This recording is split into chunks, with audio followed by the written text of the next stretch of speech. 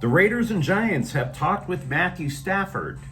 A major Dodgers offseason addition could begin the year in the minors. And an LAFC player is under investigation for saying disobedient things. Just not the fun kind of disobedient things. Am I right, ladies? Am I right? Good morning. I'm James. This is your daily dose of sports and snark for the greatest sports city in the world, Los Angeles. This is the Faithful Angelenos Morning Report. It's February 27, 2025. I'm still in Portland for another day, which totally sucks, but we always start our day off positively with the glory of LA sports. And if you like being in the know about LA, click the like button. Click the subscribe button. There's a notification bell. Hit that. It'll let you know when we drop new content. Sharing is caring. Let people know we exist, and by all means comment. Now, before we go through the news and notes, a look at the scoreboard. Clippers 122, Chicago 117. James Harden drops 30 points, and that ends the Clippers' 3-game losing streak. Vancouver 3, Kings 2 in overtime. Warren Fogle and Adrian Kempe score. Ohio State sent USC to its fourth consecutive loss, 87-82. Wesley Yates scored 27. Meanwhile, today, the Minnesota Timberwolves are in town to play the oh-so-hot Lakers at 7:30. And what do you say we get to the news? The Las Vegas Review-Journal reports that Tom Brady is trying to recruit Matthew Stafford to the Raiders.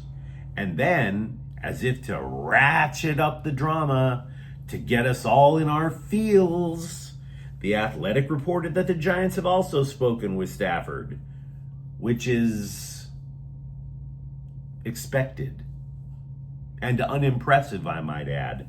The Rams gave Stafford permission to see if his people can work out a trade. The Raiders have plenty of cap space to give Stafford that big old fat check that we've been talking about that he wants. But you can get the money, but you can't have it all, especially in the NFL. You know what Las Vegas doesn't have? Receivers or an offensive line. So that's a little bit of a thingy thing. Meanwhile, you might find this hard to believe, but the Giants also don't have receivers or an offensive line. What they also have is significantly less cap space than the Raiders. So there's that. I mean, seriously, this whole idea of trying to scare the Rams front office. If you're going to try to scare Les Snead, the GM, you're going to have to do more than say, you know what, I'll show you. I'm going to play for the New York Giants. That'll teach you. You'll rue this day, sir. Now you might say, well, wait a second, James. Las Vegas is a fun place to be. And it is. Maybe Stafford takes the money and says, I'll just, cash the check, half-ass it, and go off into the sunset. But I have something else to add to the Stafford situation that's going to matter if he chooses to go to the Raiders. Las Vegas only has one Trauma 1 level hospital. So if Stafford decides to take his family there and inevitably his spine snaps behind that trash offensive line, there aren't that many places around with the ability to get him to be able to walk again. You'll be spending the rest of your life in a wheelchair, sir. And it also behooves me to add that Nevada, which has no state income tax, because it derives all of its income off of visiting degenerate gambling addicts, well, they're ranked 46th in the nation for education. So tread carefully, bruh, because if there's one thing worse than ending your football career as a quadriplegic, it's finding out that you're a quadriplegic and you've just raised 4 daughters who can't spell cat. Just saying.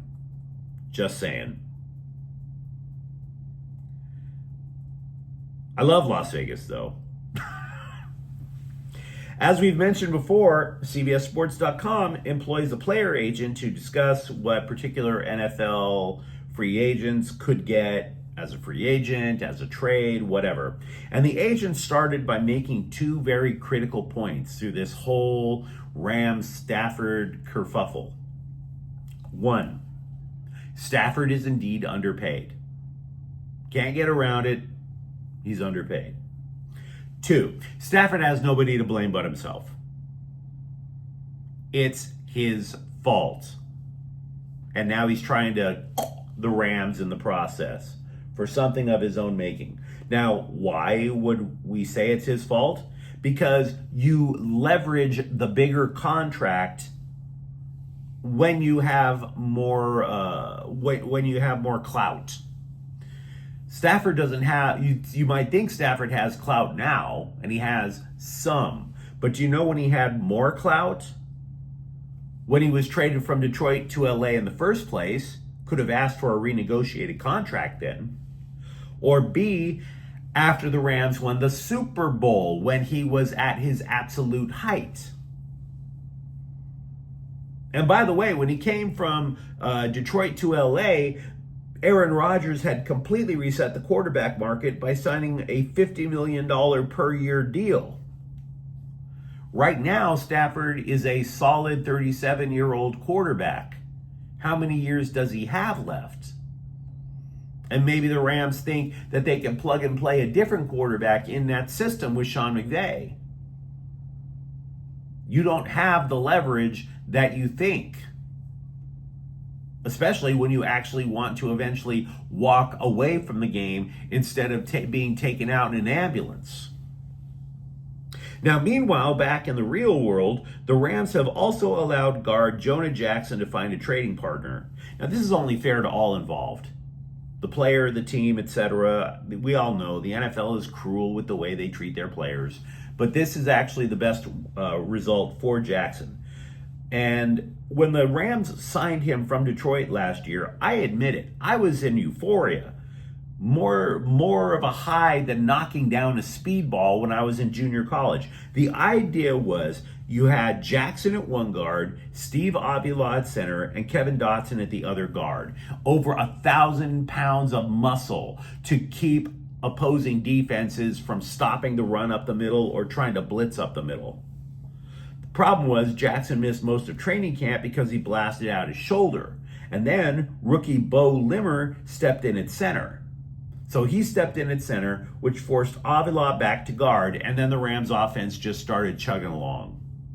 By the end of the season, Jackson couldn't have even answered one of those Elon Musk, "What have you done? List 5 things that you have done" emails.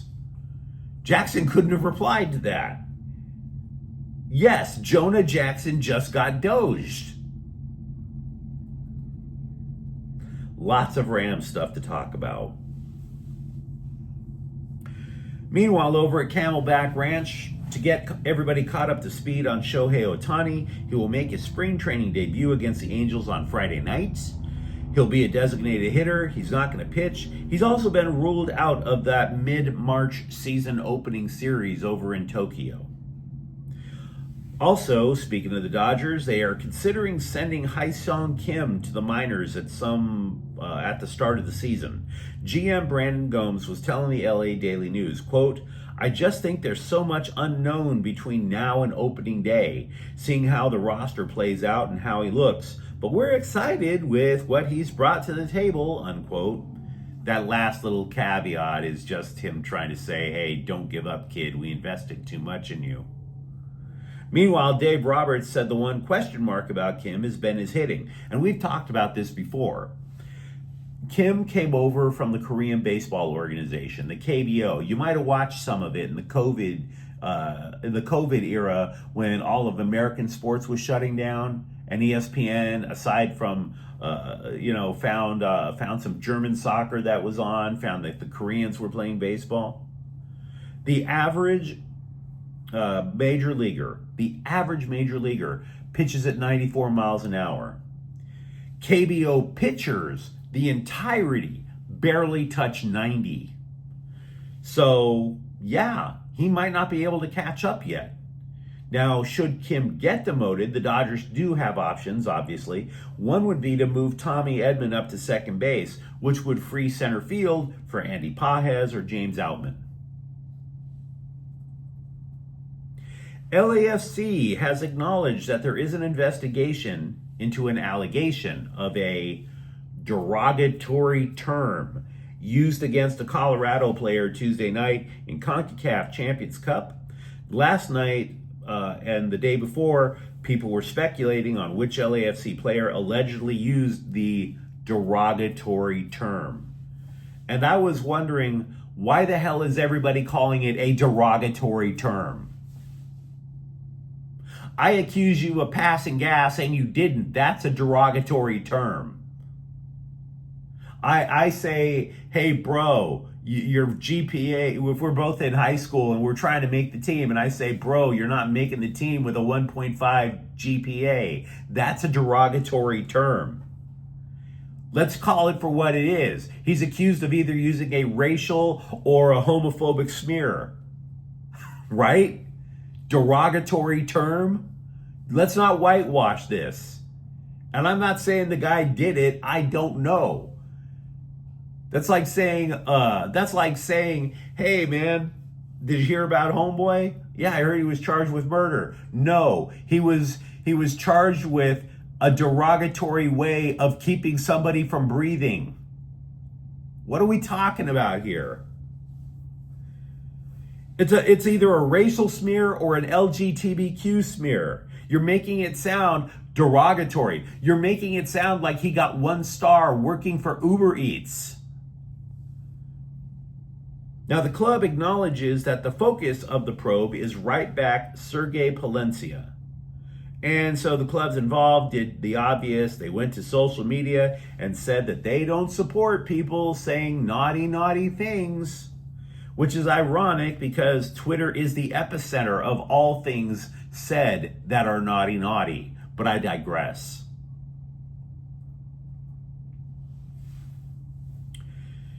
You know, when Chargers general manager Joe Ortiz talked at length about keeping his pass rushers on the roster earlier this week, he dropped an idea that I have to acknowledge slipped past most of us. He said that guard Zion Johnson is making snaps. Not taking snaps, making them. And he then admitted that the future of the Chargers offensive line could mean letting free agent center Bradley Bozeman walk, and then you shift Johnson to center. And by the way, Johnson didn't play center in the NFL. Johnson didn't play center in college. But Ortiz said, quote, I think he can do it. I really do, unquote. Now, if the Bolts do make that move, they're robbing Peter to pay Paul. We were talking about it, how the Texans exploited the interior Chargers offensive line in the postseason loss, right? You move Johnson to center, you leave massive holes now at both guard spots because Johnson moved to center and Trey Pipkins is a candidate to get cut. So you might wind up creating 2 problems. With the NHL trade deadline about a week away, the Kings made a deal that will make you go, meh. Forward Tyler Madden, a guy down in Ontario, he gets sent to Minnesota for another minor leaguer, defenseman Joseph Ciccone. So no offense to the new guy, but you're not exactly the heir apparent to Drew Doughty. Also, Sportsnet insider Nick Kypreos thinks the Kings would trade Quinton Byfield to land enough players to get past Edmonton in the playoffs. Did he have any sources? No. Other scribes were like, yeah, we haven't heard anything about that. So, no, they're not trading Quinton Byfield. Now, a legit NHL insider is writing, and granted, this is just his opinion, that while any team can upgrade, the Kings don't have a screaming, glaring hole to fill. The guy's Pierre LeBrun. He's been doing this for years. He's actually got a solid rep.